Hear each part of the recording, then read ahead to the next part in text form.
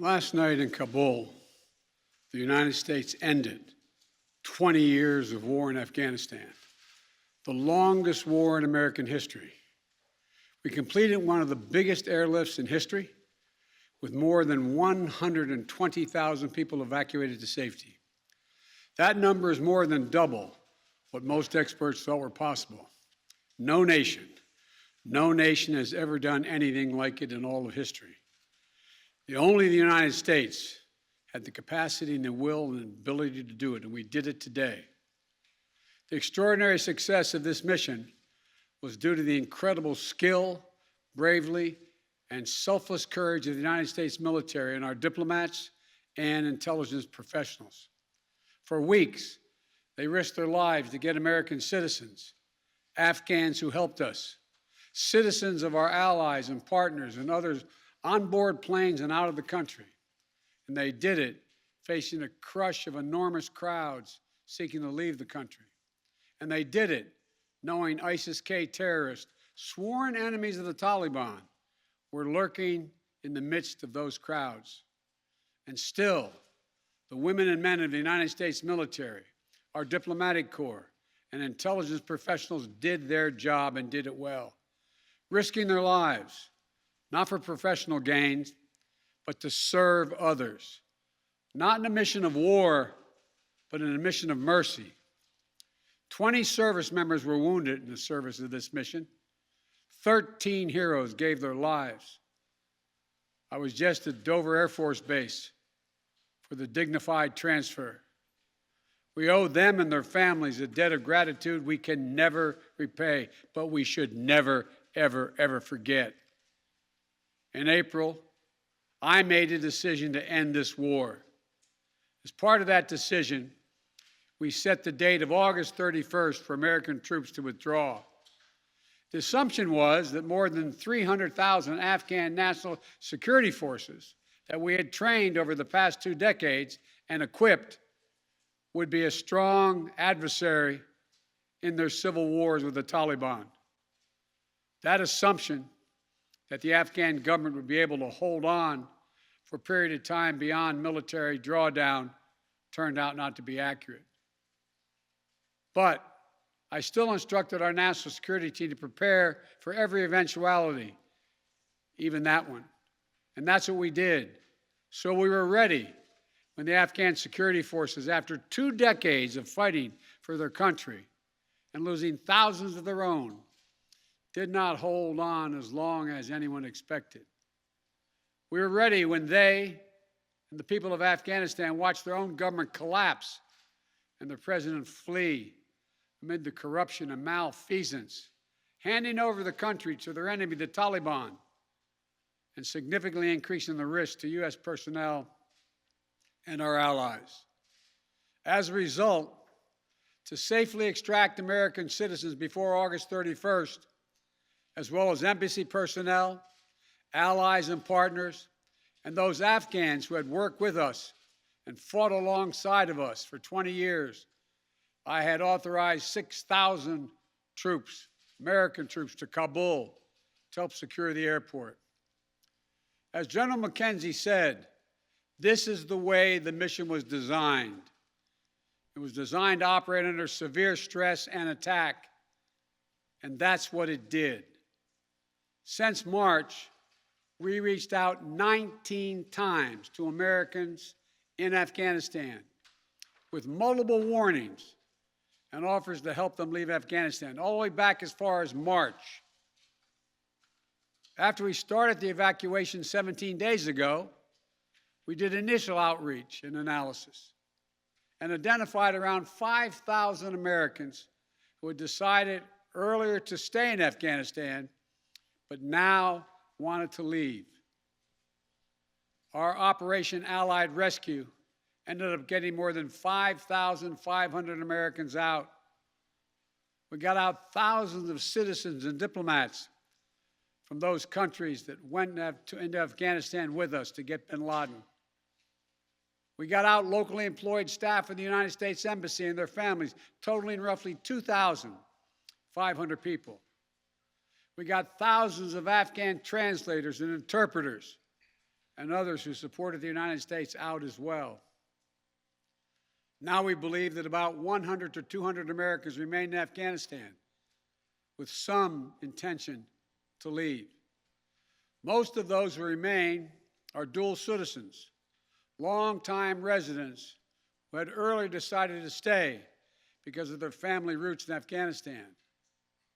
The bottom line, 90% of Americans in Afghanistan who wanted to leave were able to leave.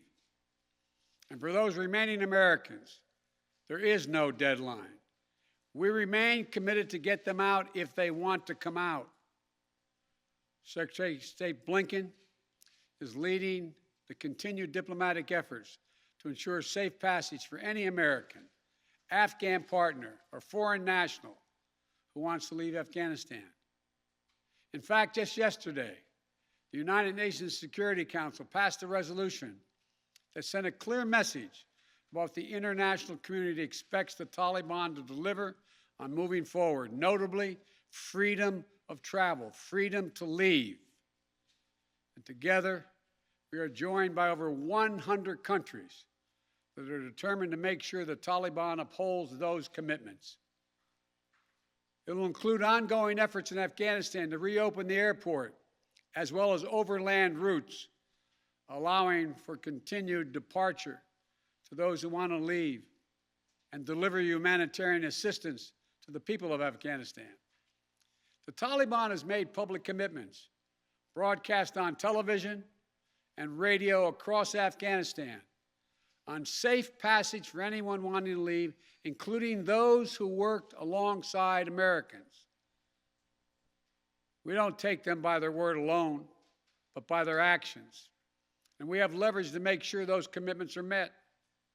Let me be clear. Leaving August the 31st is not due to an arbitrary deadline. It was designed to save American lives.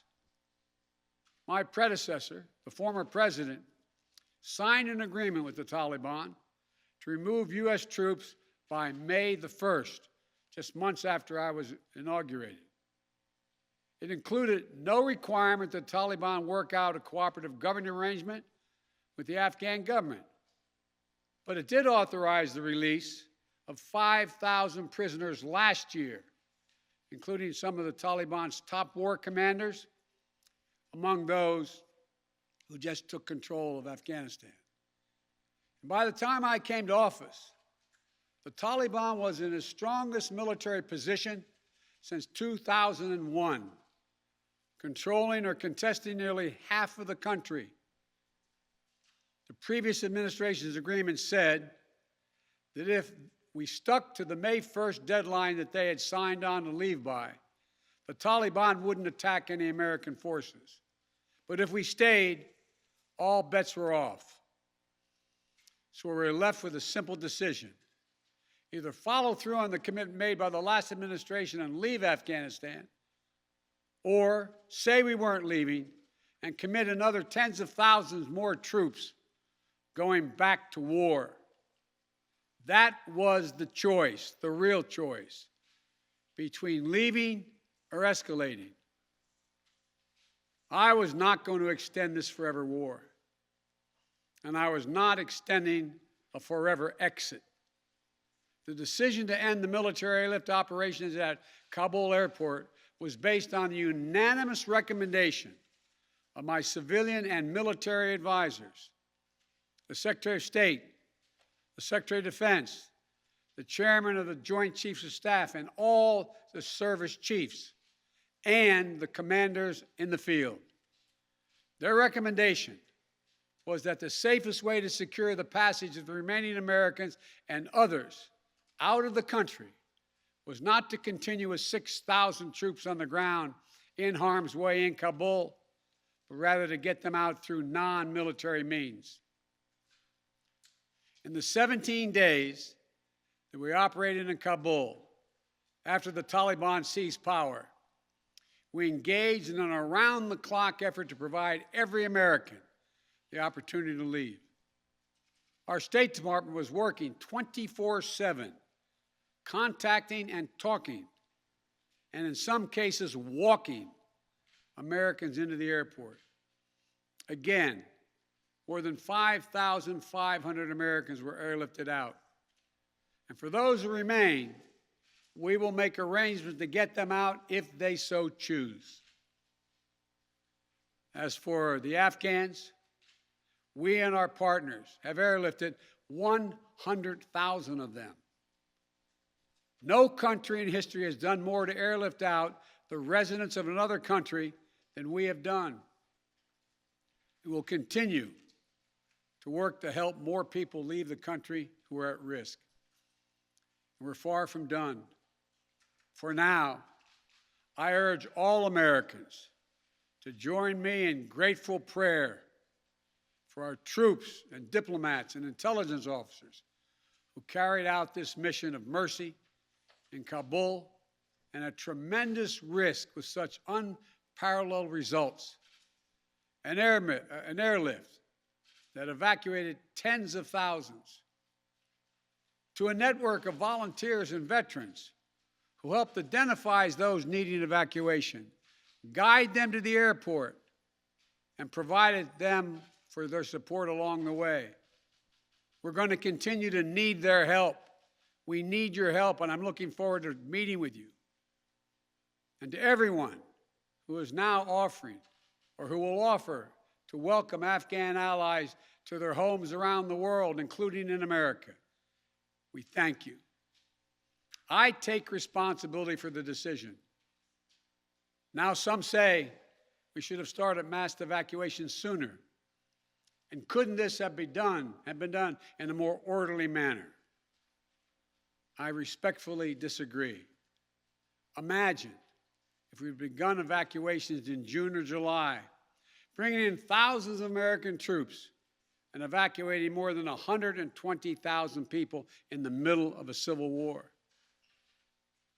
There still would have been a rush to the airport, a breakdown in confidence and control of the government, and it still would have been a very difficult and dangerous mission.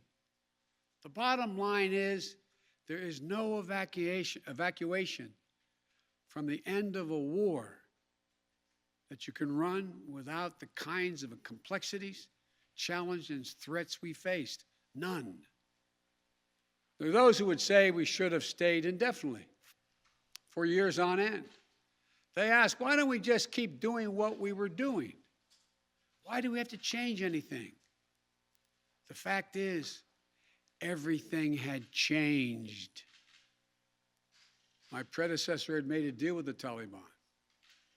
When I came into office, we faced a deadline, May 1. The Taliban onslaught was coming.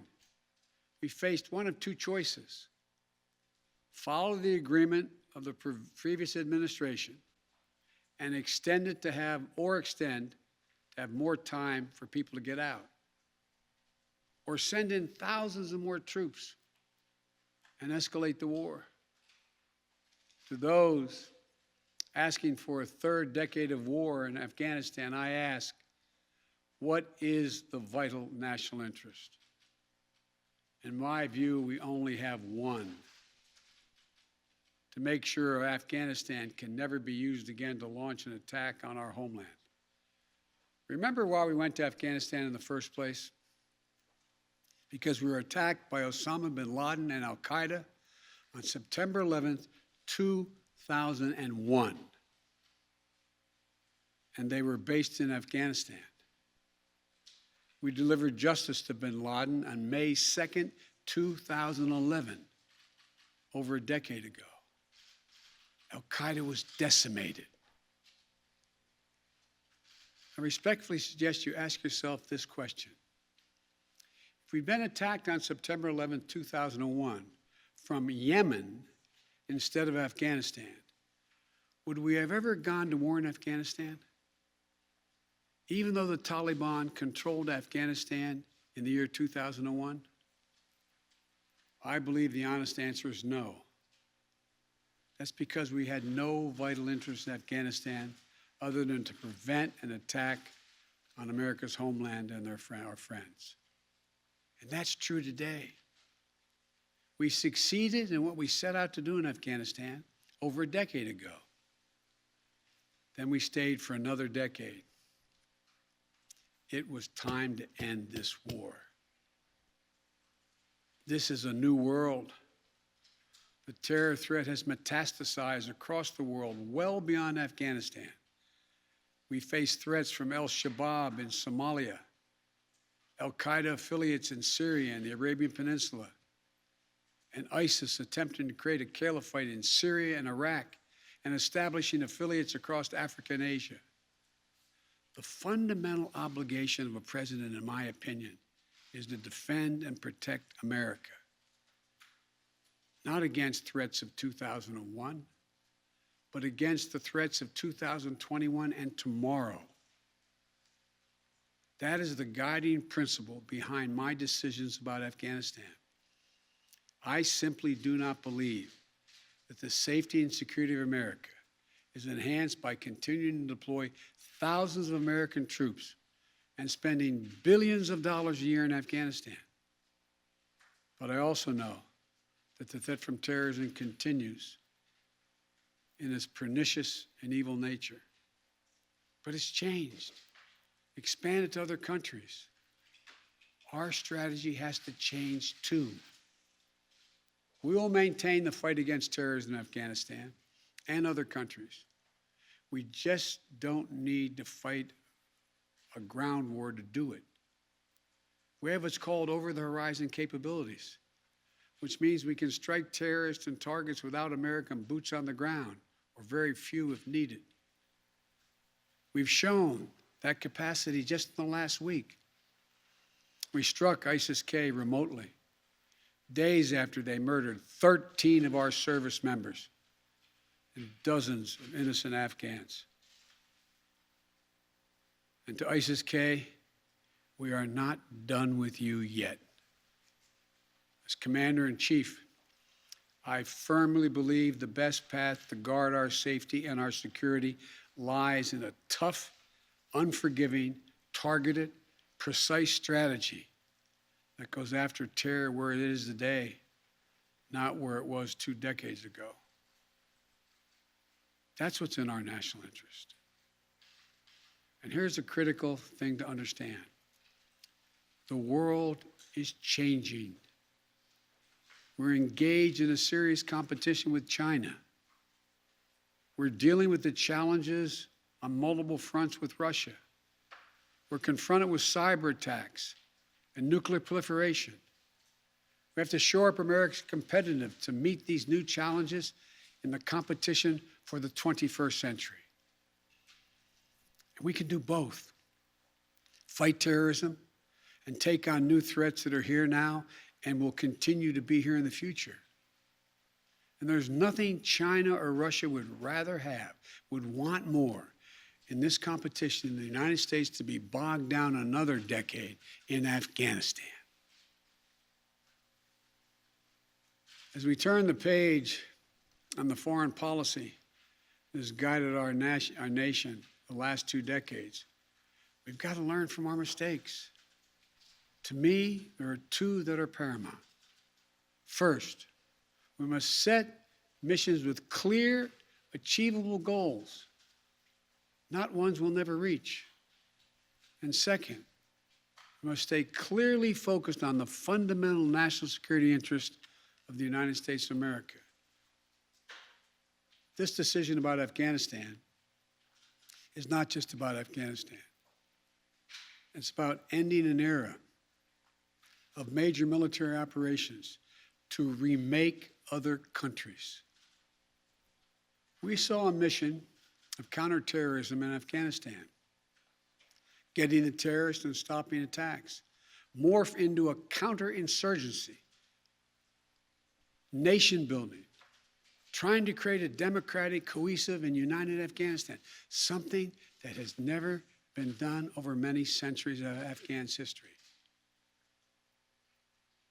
Moving on from that mindset, and those kind of large-scale troop deployments will make us stronger and more effective and safer at home. And for anyone who gets the wrong idea, let me say clearly, to those who wish America harm, To those who engage in terrorism against us or our allies, know this: the United States will never rest. We will not forgive. We will not forget. We will hunt you down to the ends of the earth, and you will pay the ultimate price. And let me be clear. We'll continue to support the Afghan people through diplomacy, international influence, and humanitarian aid. We'll continue to push for regional diplomacy engagement to prevent violence and instability. We'll continue to speak out for the basic rights of the Afghan people, especially women and girls, as we speak out for women and girls all around the globe. And I've been clear that human rights will be the center of our foreign policy. But the way to do that is not through endless military deployments, but through diplomacy, economic tools, and rallying the rest of the world for support. My fellow Americans, the war in Afghanistan is now over. I'm the fourth president who has faced the issue of whether and when to end this war. When I was running for president, I made a commitment to the American people that I would end this war. Today, I've honored that commitment. It was time to be honest with the American people again. We no longer had a clear purpose in an open-ended mission in Afghanistan. After 20 years of war in Afghanistan, I refused to send another generation of America's sons and daughters to fight a war that should have ended long ago. After more than $2 trillion spent in Afghanistan, the cost that researchers at Brown University estimated would be over $300 million a day for 20 years in Afghanistan, for 2 decades. Yes, the American people should hear this: $300 million a day for 2 decades. If you take the number of 1 trillion, as many say, that's still $150 million a day for 2 decades. What have we lost as a consequence in terms of opportunities? I refuse to continue a war that was no longer in the service of the vital national interest of our people. And most of all, after 800,000 Americans serving in Afghanistan, I've traveled that whole country, brave and honorable service. After 20,744 American servicemen and women injured, and the loss of 2,461 American personnel, including 13 lives lost just this week, I refuse to open another decade of warfare in Afghanistan. We've been a nation too long at war. If you're 20 years old today, you've never known an America at peace.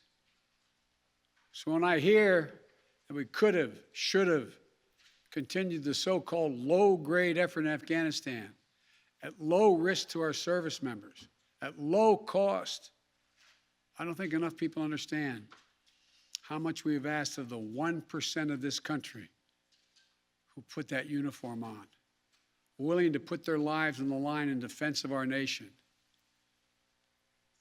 Maybe it's because my deceased son, Bo, served in Iraq for a full year. Before that, well, maybe it's because of what I've seen over the years as senator, vice president, and president traveling these countries. A lot of our veterans and their families have gone through hell. Deployment after deployment, months and years away from their families, missed birthdays, anniversaries, empty chairs at holidays, financial struggles, divorces, loss of limbs, traumatic brain injury, post-traumatic stress. We see it in the struggles many have when they come home. We see it in the strain on their families and caregivers. We see it in the strain on their families when they're not there. We see it in the grief borne by their survivors. The cost of war they will carry with them their whole lives. Most tragically, we see in the shocking and stunning statistic that should give pause to anyone who thinks war can ever be low grade, low risk, or low cost. 18 veterans, on average, who die by suicide every single day in America. Not in a far-off place, but right here in America. There's nothing low grade or low risk or low cost about any war. It's time to end the war in Afghanistan. As we close 20 years of war and strife and pain and sacrifice, it's time to look to the future, not the past, to a future that's safer, to a future that's more secure, to a future that honors those who served and all those who gave what President Lincoln called their last full measure of devotion. I give you my word with all of my heart. I believe this is the right decision, a wise decision, and the best decision for America. Thank you. Thank you, and may God bless you all, and may God protect our troops.